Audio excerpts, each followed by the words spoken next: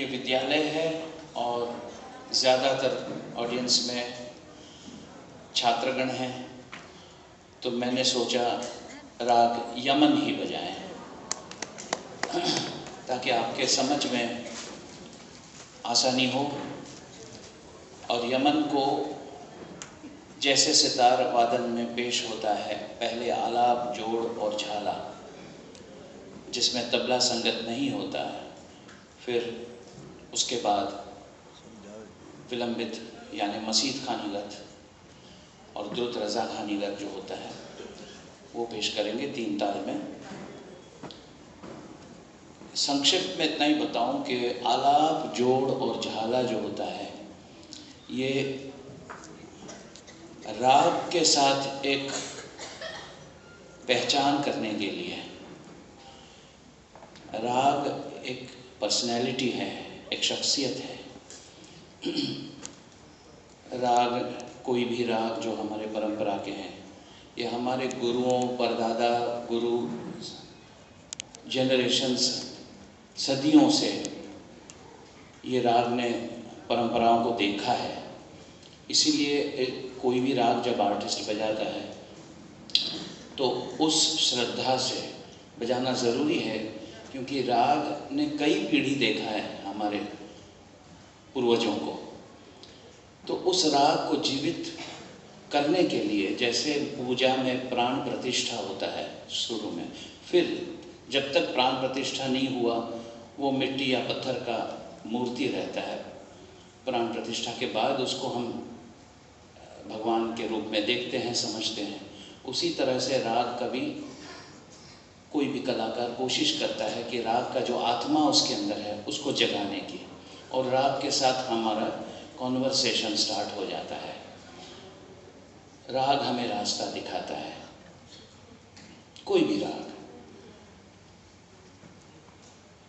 और ये आलाप और जोड़ और झाला, ये जो पार्ट है जहाँ तबला नहीं आता है, ये राग का अंदरूनी नेचर है, इंट्रोवर्ट नेचर।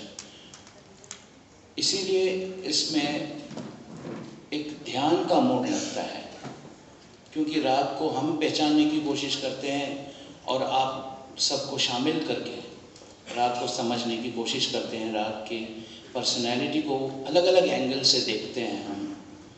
राग एक बहुत बड़ा मूर्ति है, उसके पैर के सामने हम खड़े उसे देखने की और समझने की कोशिश करते हैं, सामने से, साइड से, एंगल से, पीछे से, ऊपर से। इसीलिए आलाप, जोड़, झाला की ज़रूरत पड़ती है राग को समझने में, देखने में, समझने में।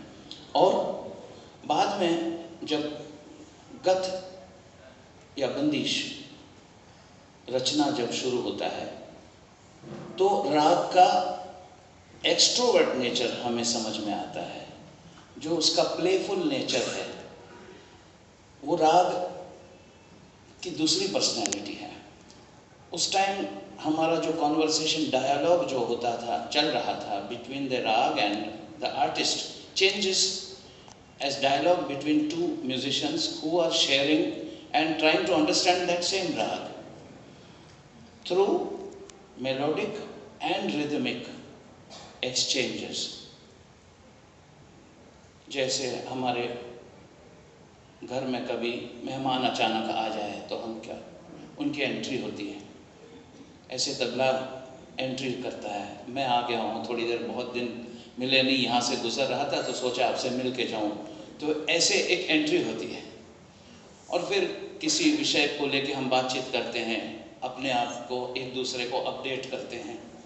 उसी तरह से एक राग का कोई आइडिया मेलोडिकली, सितार, संतूर, सरोद, फ्लूट, कोई भी सारंगी, किसी इंस्ट्रूमेंट पे हम, या गाने से हम उस आइडिया को पेश करके उनका भी राय लेते हैं, वो उनका राय देते हैं उसी आइडिया पर, उसको और बढ़ाते जाते हैं। ऐसे करते करते करते एक्सचेंजेस होता रहता है और राग का एक बहुत सुंदर स्वरूप बन जाता है।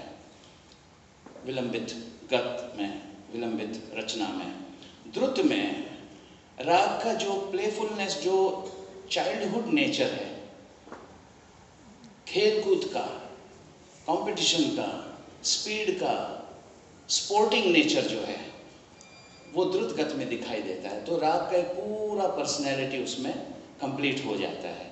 इसीलिए ये 3 दर्जे बहुत ज़रूरी है एक राग को संपूर्ण रूप में पेश करने के लिए। तो आलाप जोड़ झाला, मसीद खानी और रज़ा खानी गत। Thank you.